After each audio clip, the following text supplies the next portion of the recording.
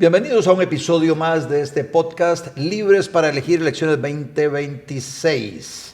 Si no se ha suscrito al canal de YouTube, lo invito a hacerlo en estos momentos. Así les llegarán las notificaciones de los diferentes episodios que estamos subiendo todas las semanas sobre este proceso electoral que culmina el 1 de febrero entrante. Si hay ganador en primera ronda y si no hay ganador en primera ronda y vamos a segunda ronda, terminará con la elección el primer domingo de abril del año entrante. Así que para no perderse ningún episodio, le invito nuevamente a suscribirse al canal de YouTube. Como ustedes saben, en este podcast he estado entrevistando a candidatos presidenciales, a personas que están vinculadas al mundo de la política, analistas políticos, personas que están en empresas de encuestas. He invitado también a ministros con el propósito de hablar de políticas de Estado que deben trascender de una administración a otra. Y hoy tengo un invitado muy especial, no es candidato presidencial, pero es una persona que ha estado vinculado al tema de la política durante muchos años, ha sido ministro de la presidencia, ha sido diputado, va por su tercer periodo como alcalde, ha sido precandidato presidencial. Me refiero a mi buen amigo Roberto Thompson. Bienvenido, Roberto. Muchas gracias, Otto. Muchas gracias por la invitación. Que dicho sea paso, es importante que ustedes sepan que Roberto fuimos compañeros en generales y en derecho. Fuimos compañeros 6 años. 6 años. Una etapa lindísima. Sí, vida, claro. Y ahora estamos un poquito menos pelo, más blanco, pero bueno, con el mismo entusiasmo. Con el mismo entusiasmo. Roberto, cuando conversamos de invitarte a este podcast es con el propósito de hablar sobre el tema municipal, la vinculación de los gobiernos locales con el gobierno nacional. Vamos nuevamente a elegir candidatos de nuevo presidente, diputados, etcétera. ¿Cuál es el rol de los gobiernos locales con la experiencia que tenés? Sos de los veteranos, hoy al frente de un municipio muy importante. Alajuela es tal vez de los municipios más importantes del país, y sos muy respetado entre todos los diferentes alcaldes del país. Entonces quisiera la visión tuya sobre el rol de las municipalidades en relación con gobierno nacional.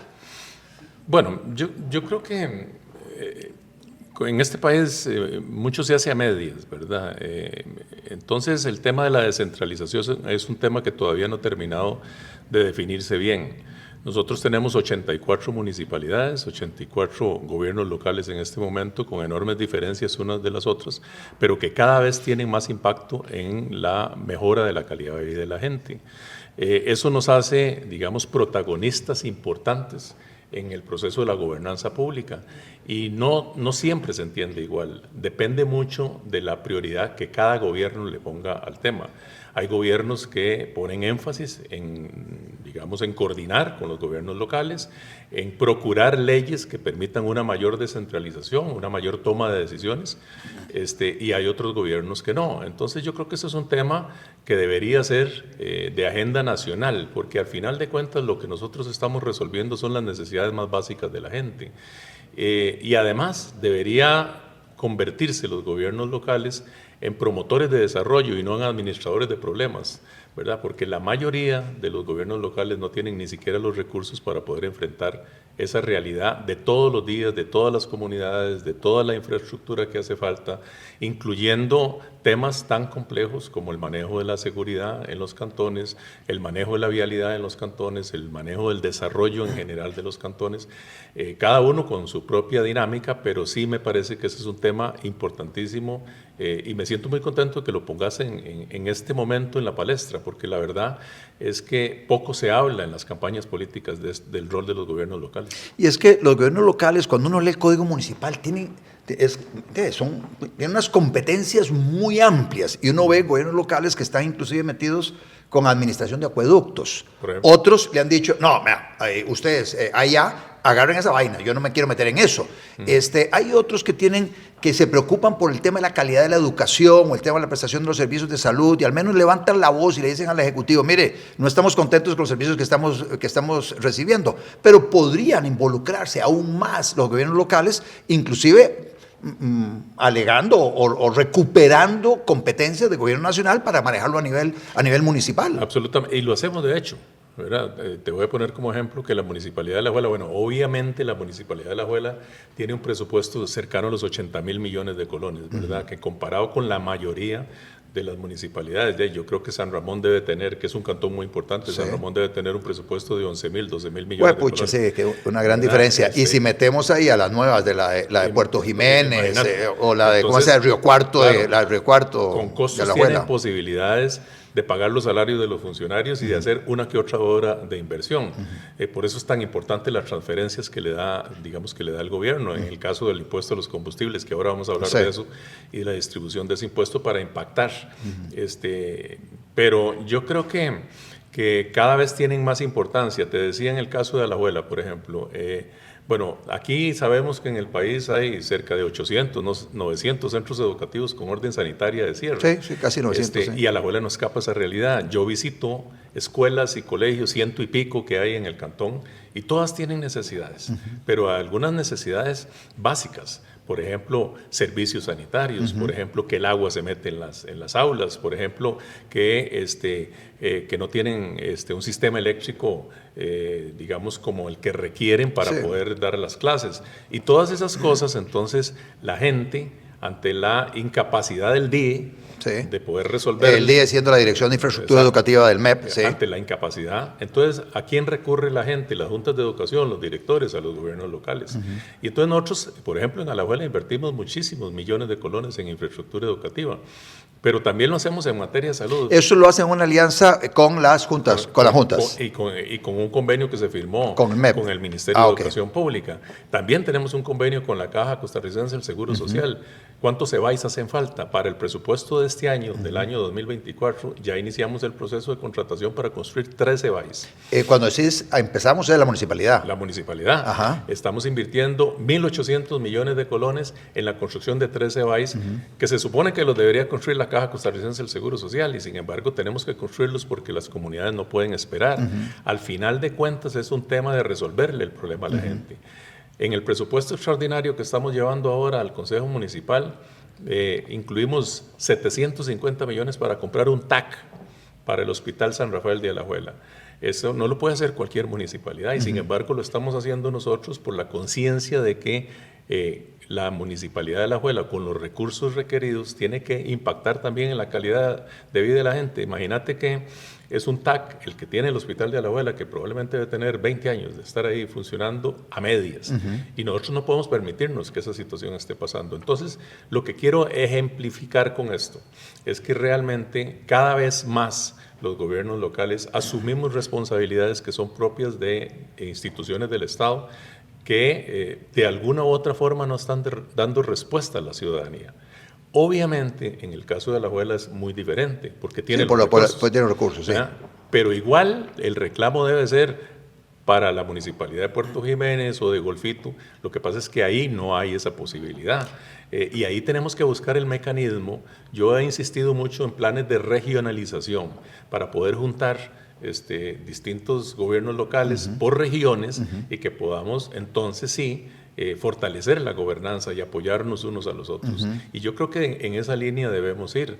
De hecho, hay un proyecto interesante para crear el gran área metropolitana de Costa Rica. Son como unos 13 cantones, ¿o cuántos serían ahí? Son un poco más. En este momento estamos trabajando los cantones por donde pasa el ferrocarril, porque digamos que el punto de encuentro va a ser la movilidad, el transporte público. Pero si vos vas, por ejemplo, y sé que has ido a Barcelona, la región de Barcelona tiene una gran área metropolitana, son 36 municipios que la Barcelona la preside, y tienen un órgano político que lograron crear, entonces se toman decisiones regionales, pero también tienen un órgano técnico, que es el que tiene la movilidad urbana, tiene el sistema de transporte público, tiene, por ejemplo, algo importantísimo en este momento en el país, que es el manejo de desechos sólidos, y cómo se va a procesar toda la basura, por ejemplo.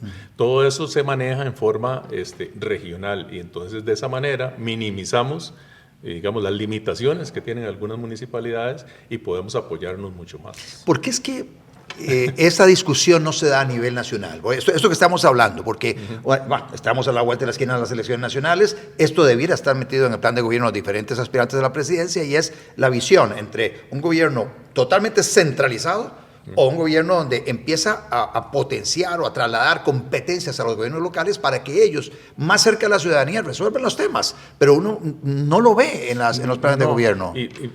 Y además, electoralmente, resulta que los alcaldes y alcaldesas son muy importantes, porque ahora hay unos que se pasan de un partido a otro y renuncian de un partido, y bueno, se resalta esa importancia a nivel de las alcaldías. Entonces, con la misma importancia deberíamos tener un proyecto país que planteen los diferentes partidos políticos que aspiran a gobernar Costa Rica para poder, digamos, yo diría que establecer alianzas estratégicas. Es que ni siquiera estamos compitiendo.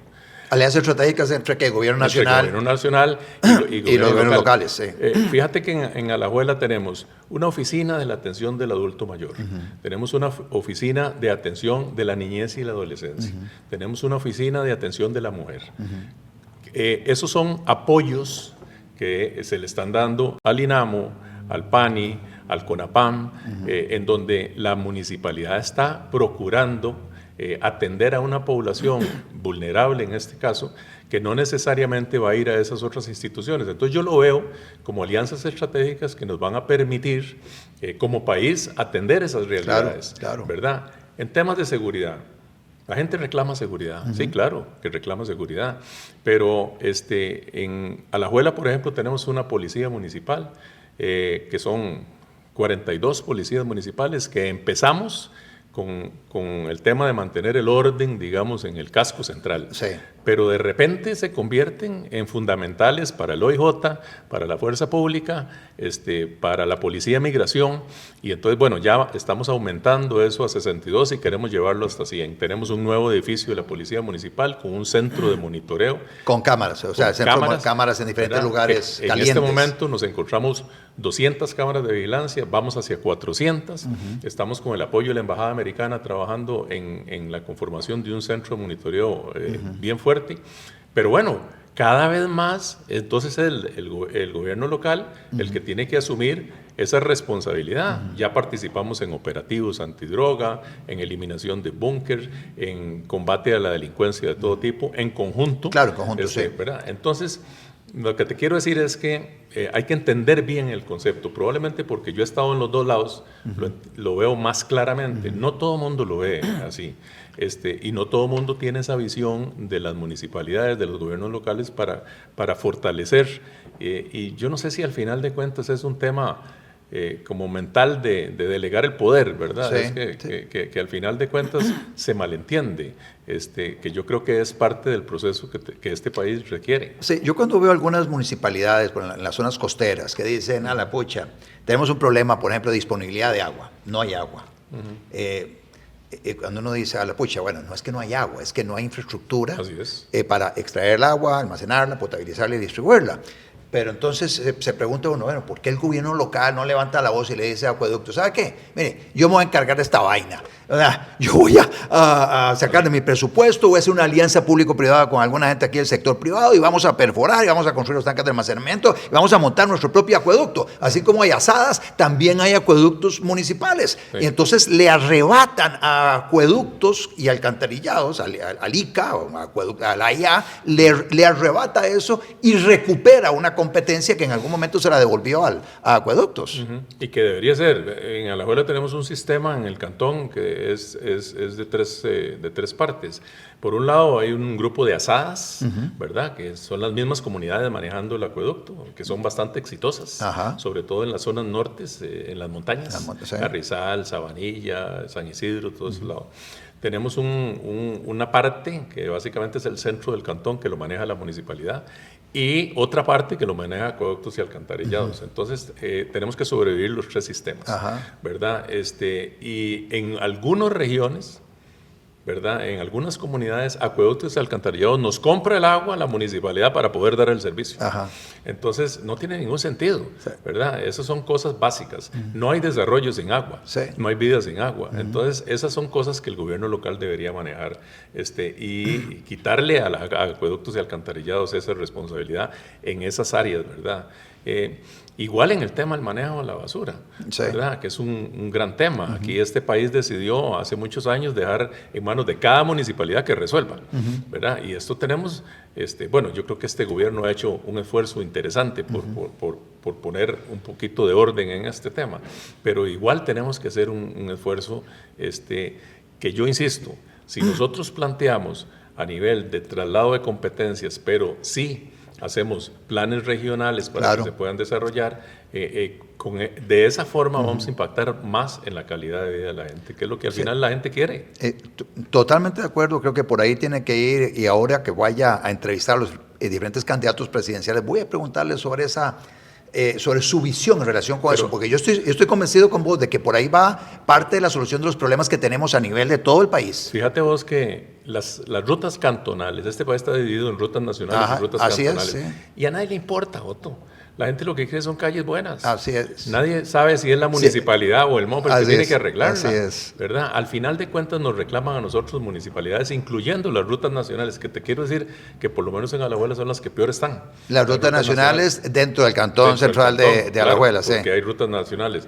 Entonces, las rutas cantonales son 30 veces más que las rutas nacionales. Sí. Y nosotros estamos recibiendo del impuesto a los combustibles el 22% del 48% que se recolecta. El 48% del impuesto de los combustibles se divide en dos. Se divide. Hay una parte que va para Conavi y otra a todas las municipalidades, que se les distribuye de acuerdo a la extensión de la red, de la condición socioeconómica del cantón o lo que fuera. Toda esa carajada. Pero es el 22% únicamente. ¿Verdad? Entonces, al final no alcanza. Sí. No alcanza cuando tenés una red vial. Sí, que es 3 veces más grande la cantonal. 30 veces más grande. 30 veces más grande. Sí, 30 veces. Bueno, ¿a dónde es la prioridad? ¿Cómo podemos hacer? Pero además, es tan contradictorio esto que nosotros, Municipalidad de Alajuela, que tenemos recursos, le dijimos al MOP, nosotros le arreglamos las rutas nacionales. Nosotros hacemos la intervención porque el MOP nos dice no tenemos recursos para darle mantenimiento y no se puede. ¿Cómo no se puede? No se puede porque hay disposiciones legales y hay directrices de la Contraloría General de la República que nos impiden a las municipalidades invertir en rutas nacionales, salvo que se tenga un convenio suscrito entre los dos y que se establezca, digamos, los beneficios que ambas vamos a tener. ¿Cuál es el beneficio? El beneficio es que las calles van a estar bien. Sí, claro. Pero esto debería ser relativamente sencillo, ese convenio, casi que un convenio machote para que todas las municipalidades lo tengan. Tenemos un año de estar tramitando el convenio, ¿verdad? Entre una cosa y otra y los requisitos y la cosa, vos sabés porque vos has combatido durante muchos años. La tramitología y ese montón de carajadas, así es. Entonces, bueno, tenemos un año, esperamos que finalmente ese convenio esté. ¿Cuál es la ventaja? ¿A dónde está pegado? Bueno, ahora en el Consejo Municipal, que están, ¿verdad? Pero pasó mucho tiempo. Pues tuvimos 3 ministros de transporte, 3, digamos, directores de Conavi. Quiero decir que todos han colaborado conmigo. Yo me he reunido con todos y todos han estado en la disposición. Yo tuve una reunión al principio de la administración con el señor presidente y él citó a varios alcaldes y alcaldesas para hablar de distintos temas y yo le dije, yo no vengo a pedirle, yo vengo a ofrecerle. Alajuela tiene condiciones para ofrecer. Nosotros queremos hacer cosas y queremos quitarnos todas esas leyes que nos impiden hacer cosas que realmente la gente necesite. Y como tenemos recursos, porque en la administración anterior municipal solo se ejecutó el 19% del presupuesto municipal. Y tuvimos... el último año de su gestión, 19%. Anterior, entonces, imagínate. Entonces teníamos recursos la buchaca bien. Claro, y hemos estado tratando de ejecutar, que ese es otro gran tema en este país, de ejecutar los contratos y los auras. Pero bueno, llegamos a aportar. Entonces, esos son los contrasentidos que tenemos que resolver. Y entonces los candidatos presidenciales deberían tener una posición clara respecto a esos temas. Bueno, si hay que reformar la ley, la reformamos, ¿verdad? Para que haya alianzas estratégicas fáciles de implementar y que nos permitan resolver ese tipo de problemas. Sí, vos sabés que en este caso, de lo que estamos hablando ahora, yo no veo que las diferencias ideológicas vayan a marcar absolutamente nada, porque estoy segurísimo que gente con una visión más estatista, otros con una visión más liberal, todos van a coincidir en que es mejor potenciar a las municipalidades para resolver esos temas muy puntuales y muy cerca de la gente, porque no hay una forma liberal de mantener una calle o de brindar algún tipo de servicio, un servicio municipal o un esquema socialista. O sea, hay que hacerlo bien. Hay que hacerlo bien. En el tema, yo que soy un amante de los trenes, ¿verdad?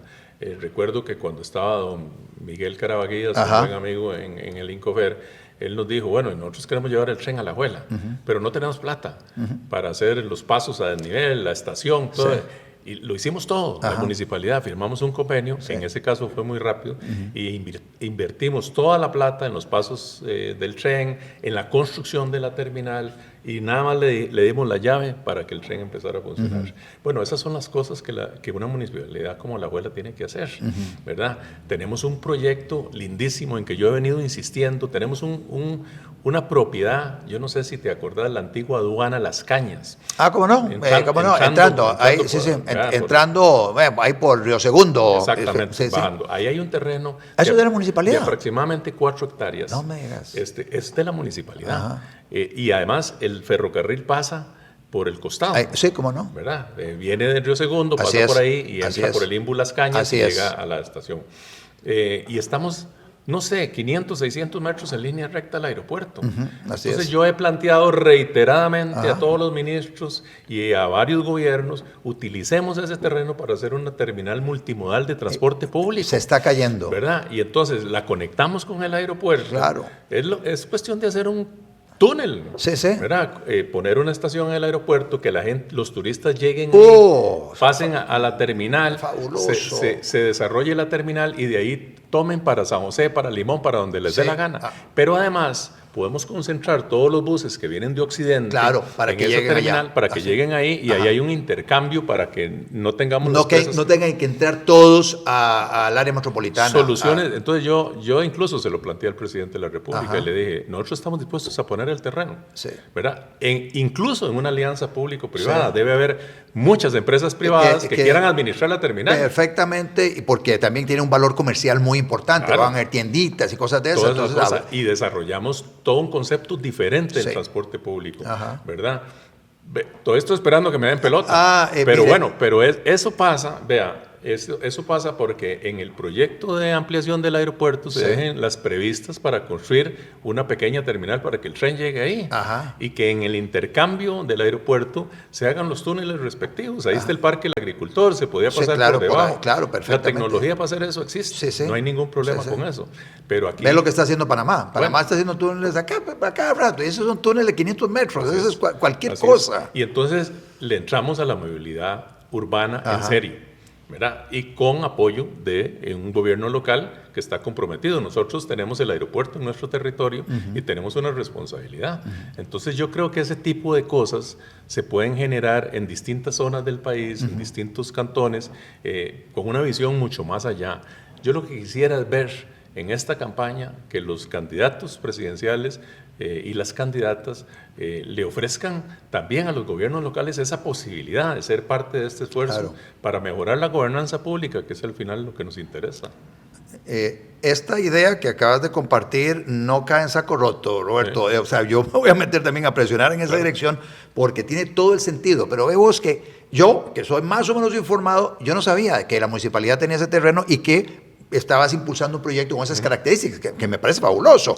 Pero se pregunta uno, bueno, ¿en cuántos otros lugares del país no habrá ideas como esas que ya los alcaldes, regidores, las fuerzas vivas han identificado oportunidades interesantes que no se han materializado por falta de liderazgo, falta de comprensión tal vez del Ejecutivo, fortalecer esa alianza entre gobierno local y gobierno nacional para que las cosas se hagan? Y ahí es donde yo espero que con esta entrevista sirva de motivación para alcaldes de diferentes zonas del país a llegar y decir, bueno, nosotros también tenemos un proyecto con esas características que está varado por una tal vez inopia o por falta de decisiones a nivel de Poder Ejecutivo, pero que podemos de alguna manera potenciar si nos ponemos de acuerdo. Y ojalá que ya el cambio de administración, que haya una gente que esté al frente del Ejecutivo con una mayor vocación hacia el fortalecimiento de los gobiernos locales. Sí, me parece que ahí, en temas de centros educativos, en temas de centros de salud, y en temas de agua también, en lugares allá donde no hay agua. Donde podamos desarrollarnos. Y seguridad. Vos decís bien, agua hay. Sí. Lo que no hay es infraestructura. ¿Verdad? Infraestructura, no se ha invertido en esa infraestructura. Nosotros estamos haciendo un esfuerzo. Empezamos con el proceso de construcción de tanques de almacenamiento, unos tanques grandes de almacenamiento, porque el agua se desperdiciaba mucho. Ahora estamos con un proyecto de intercambio, de cambio de una serie de tuberías. Alajuela tiene, digamos, un enorme potencial. Tenemos un desarrollo, a raíz del aeropuerto tenemos un desarrollo logístico importante. Claro. Todas las empresas de logística grandes están en Alajuela, pero también toda la zona industrial, que se nos está yendo para Occidente, ¿verdad? No. San Ramón y todos esos lados. Pero bueno, ya dichosamente el gobierno anunció la intervención en el intercambio del Coyol, ¿verdad? Finalmente, porque no sé si se ha tocado pasar, pero las filas ahí empezaban en la Dos Pinos. Sí, desastroso. Un desastre. Y eso tiene 20 años, Otto. Si yo era viceministro de la presidencia, cuando conformamos la primera comisión para arreglar el puente del Coyol, imagínate, o sea, 20 años y todo el desarrollo que tiene eso. O sea, hay muchas cosas que nosotros como gobierno local lo hubiéramos podido hacer mucho más rápidamente. El tema es generar esa confianza, pero además entender que hay limitaciones en muchos gobiernos locales que tenemos que minimizar. Y mi propuesta es que lo hagamos regionalmente. Vos coges a las municipalidades del sur de Punta Arenas, coges a las municipalidades del norte, coges a las municipalidades de Guanacaste, y ahí vas creando una serie de condiciones para que minimices las limitaciones y potencies las posibilidades de ayudar. Roberto, ya se nos está acabando el tiempo, pero imposible dejar de preguntarte, porque fuiste aspirante a la presidencia o precandidato en el Partido de Liberación Nacional en las elecciones pasadas, enfrentado 2021, con José María Figueres, estaba Claudio Alpizar, estaba vos, estaba Carlos Ricardo Benavides, si mal no me acuerdo, Rolando Araya. Decidiste luego postularte como candidato a alcalde, ganaste sobradamente la alcaldía y es la tercera vez que estás en este puesto tan importante. Liberación Nacional está pegado ahí con la Asamblea Cantonal de San Ramón. Un poco para los que no conocen, porque este es un tema que tiene que ver con elecciones y cosas de esas, ¿qué tanto es cierto lo que está pasando en San Ramón? ¿Qué tanto puede afectar al Partido de Liberación Nacional el que no se termine de conformar la Asamblea Cantonal de San Ramón? Por ahí te han mencionado a tu esposa, han mencionado a Nixon, ¿cómo se llama?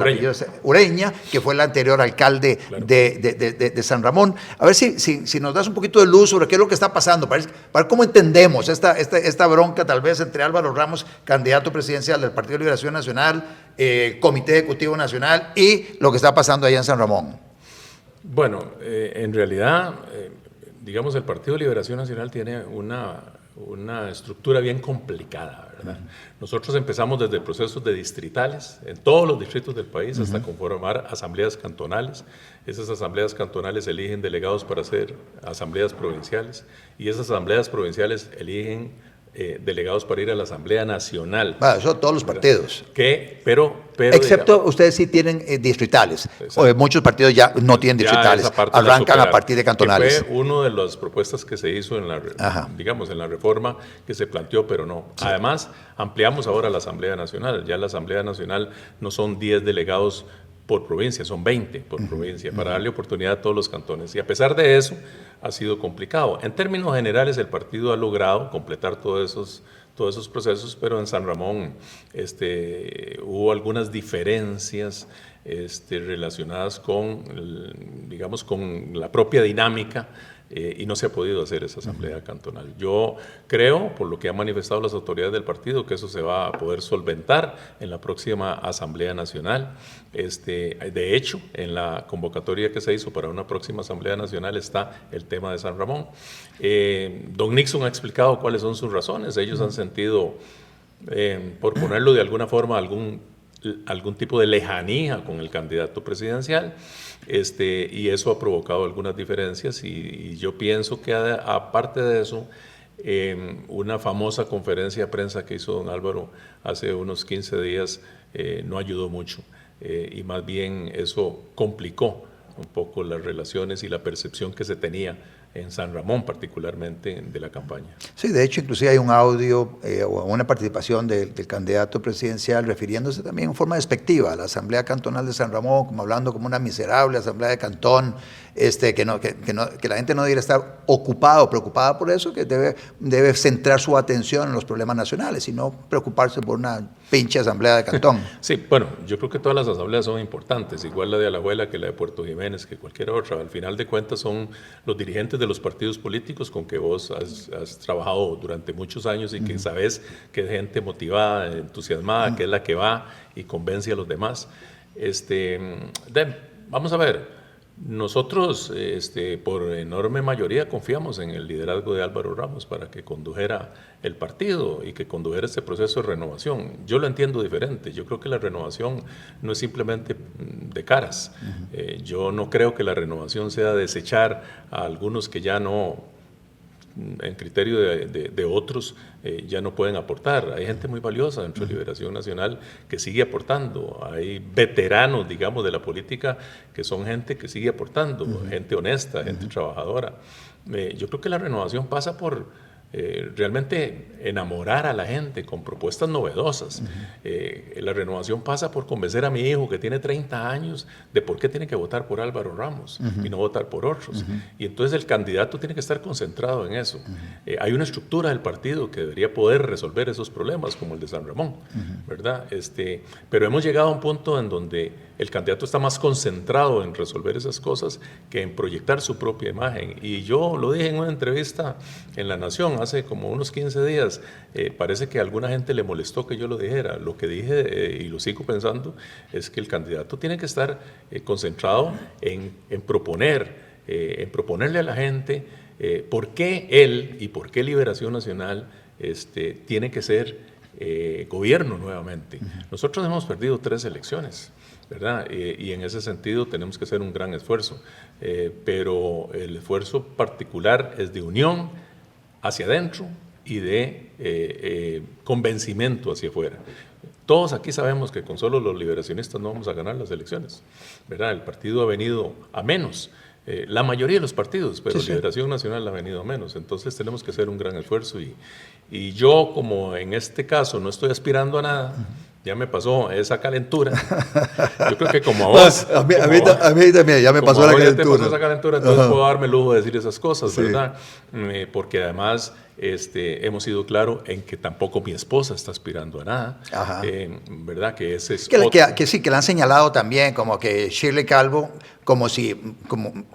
yo conozco a Shirley hace muchísimos años y sé la trayectoria que ella tiene en el Partido de Liberación Nacional. Ella no es solo la esposa de Roberto Thompson, ella es una persona que ha construido un liderazgo a lo largo de décadas de trabajo dentro de las estructuras de partido, pero también ha ocupado puestos en el sector público y hoy se desempeña como directora ejecutiva de una cámara muy importante del país. Sí, es una persona que tiene su propio peso.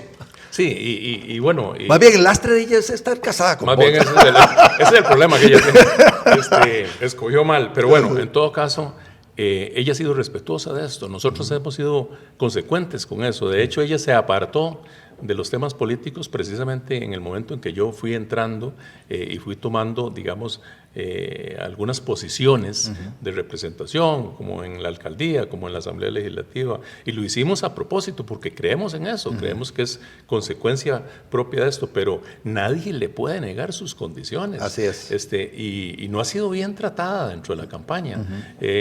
Y te digo, de nuevo, no por ser mi esposa, vos lo dijiste claramente, ella fue vicepresidenta de la Juventud, fue una de las personas que más impulsó el derecho de la cuota de la juventud, y hay un montón de jóvenes, miles de jóvenes en este país que están hoy en puestos de elección popular por las luchas que ella dio, gracias a ese esfuerzo. Sí. Pero además es una mujer empoderada que desde muy joven trabaja en la Asamblea Legislativa, vos la conociste allá. Estuve en INADECO también. Fue 4 años directora de INADECO, ¿verdad? Fue subsecretaria general del partido. Hay una trayectoria, ¿verdad? Hay una trayectoria política, pero hay una trayectoria personal y de función pública y de función en el sector privado. Entonces, digamos, demeritar esas condiciones por señalarla porque es la esposa del alcalde, pues no tiene mucho sentido. Y eso es parte de las cosas que por lo menos no compartimos de la campaña. Muchas gracias Roberto. Un mensaje final para las personas que siguen este podcast. Bueno, yo primero que todo agradecerte, ¿verdad? La invitación siempre es un gusto. Y además decirles que este tema de los gobiernos locales tiene que estar en el centro de la discusión pública. Nosotros tenemos una obligación, todos los que hemos estado aquí estamos porque creemos que podemos ofrecerle aportes al país para que la gente viva mejor. Y los gobiernos locales no escapan a esa realidad, que en lugar de, como lo dije al principio, de administradores de problemas, se conviertan en promotores de desarrollo y en solución de los principales problemas de la gente. Y si hacemos un esfuerzo país, y si los candidatos y las candidatas que están aspirando a la presidencia se comprometen con eso, yo creo que nosotros también estamos en esa disposición.